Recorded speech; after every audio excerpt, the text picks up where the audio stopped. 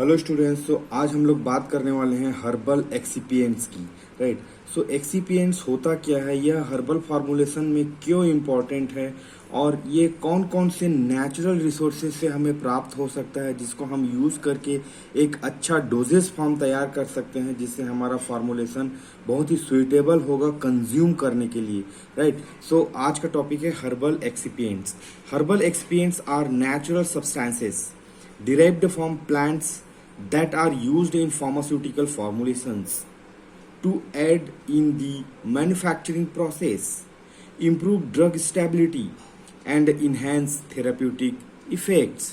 Right. So यह natural substances है derived from the plants जो pharmaceutical formulation जैसे कि टैबलेट, कैप्सूल है ना, अशावा, अरिस्ता, वो सब में यूज होने वाला है, गुटिका एक्सेट्रा में, या एक तरह से मैन्युफैक्चरिंग प्रोसेस में उसके स्टेबिलिटी को इम्प्रूव करने के लिए, उसके थेरापेटिक इफेक्ट को इन्हेंस करने के लिए। जैसे रूट ऑफ एडमिनिस्ट्रेशन जो हम यूज करने वाले हैं वो ओरल हो सकता है, पेरेंटल हो सकता है, तो उसमें ये यूज होता है। Other than the drug whatever the content we use in the formulation और इन द डोजेस फॉर्म, वही होता है हर्बल एक्सिपिएंट्स और एक्सिपिएंट्स। ठीक है। तो अभी इसमें फर्स्ट जो है कलरेंट और कलरिंग एजेंट। राइट। तो आजकल हम देख सकते हैं कि अलग अलग कलर के टैबलेट्स मिलते हैं, अलग अलग कलर के सिरप्स मिलते हैं जो कि बच्चों को बहुत आकर्षित करते हैं और बुजुर्गों को बहुत आकर्षित करते हैं, और एट द सेम टाइम वो बहुत अच्छा दिखता है। तो अच्छा दिखता है, इसके साथ ही साथ वह कोई टॉक्सिक इफेक्ट क्रिएट नहीं करना चाहिए और वह एक मतलब एक अच्छा सुंदरता प्रदान करना चाहिए उस डोजेस फॉर्म को, ये एक्चुअली मकसद होता है। तो आइए देखते हैं कलरेंट्स क्या होता है, natural colourants. So these are the substances derived from natural sources such as plants, minerals और may be insects used to impart colour to various products including doses form, including food, cosmetics and textiles, कपड़ों में। ठीक है।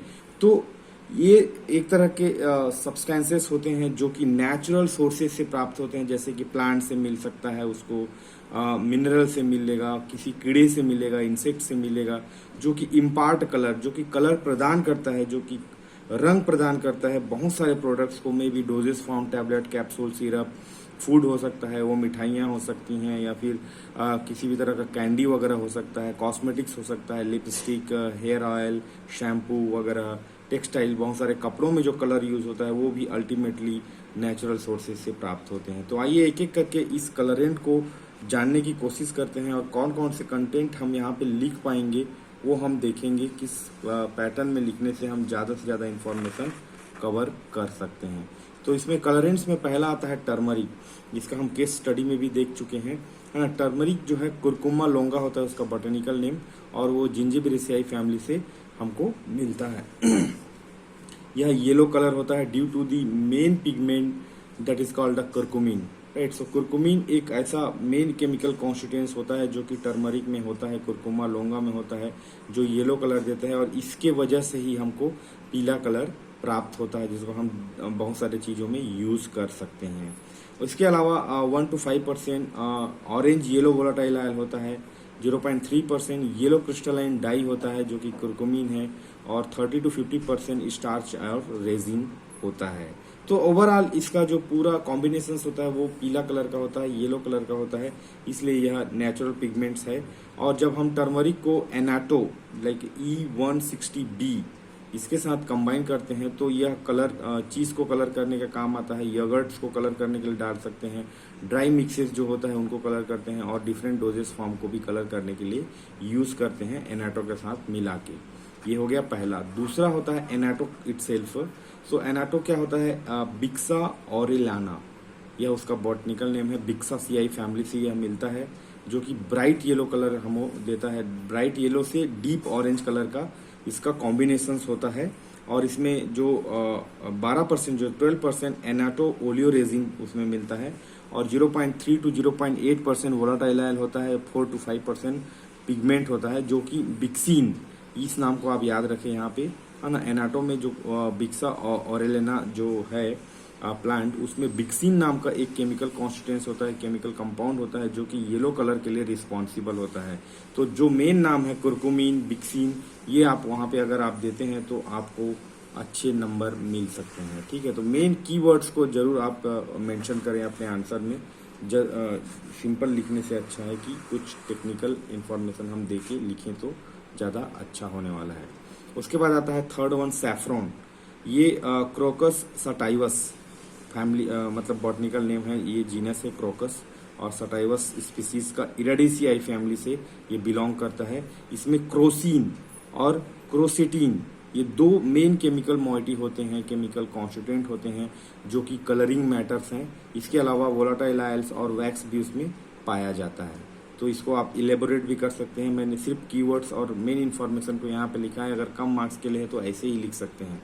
Fourth one है paprika, capsicum annuum, Solanaceae family से ये प्राप्त होता है। इसका जो मेन नाम है, जो कॉमन नाम है कैप्सिकम, जो मिर्ची होती है लाल कलर की, उसको हम बोलते हैं कैप्सेंथीन एंड कैप्सोरूबिन।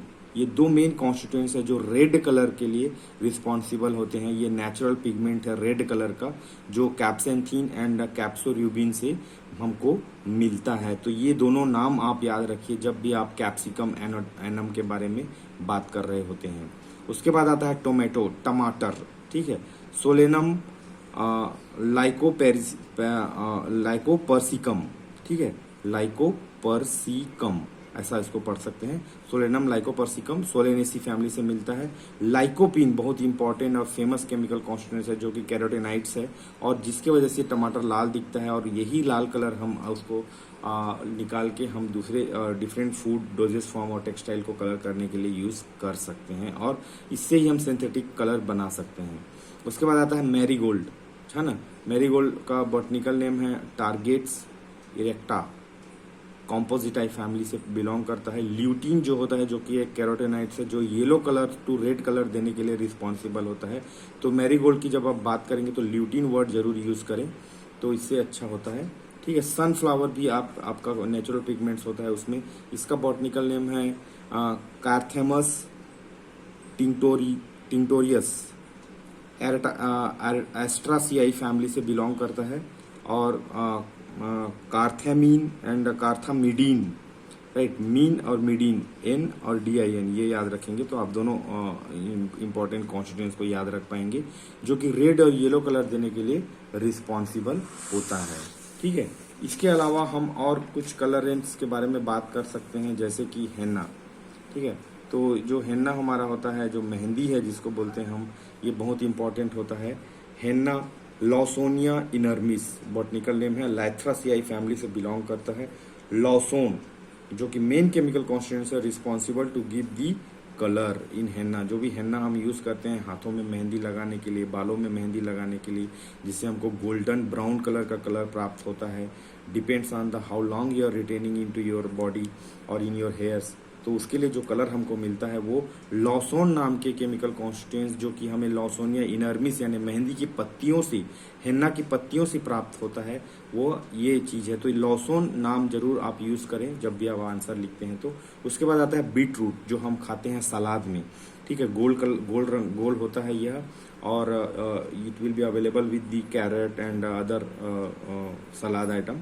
बीटा वल्गरिस, ठीक है, इसका जो फैमिली है वो चिनोपोडियासियाई फैमिली से मिलता है। ये बीटाडीन, लाइक सो ये